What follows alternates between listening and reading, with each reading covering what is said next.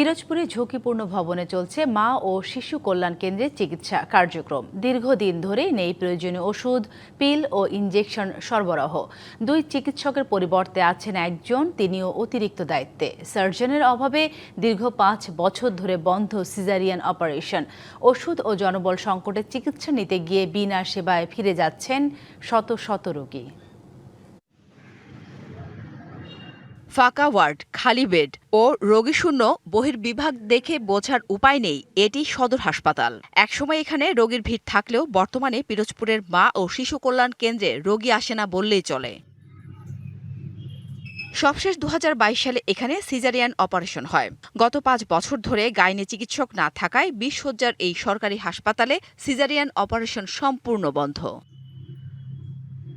পিরোজপুর শহরের মা ও শিশু কল্যাণ কেন্দ্রে চলতি বছরের জানুয়ারি থেকে পরিবার পরিকল্পনার পিল ও জন্ম নিয়ন্ত্রণের ইনজেকশন সরবরাহ বন্ধ রয়েছে।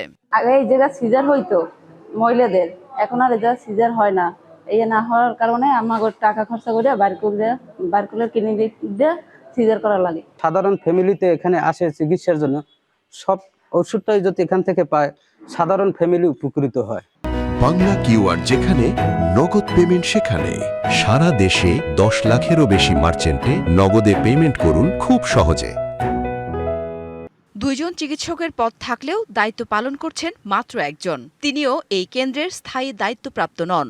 এছাড়াও সংকট রয়েছে নার্স, আয়া ও নাইট গার্ডের। আমাদের ম্যান পাওয়ারের সংকট, আমাদের নাইট গার্ড নাই, আমরা নিজেরাই গেট খুলি রুগী আসলে।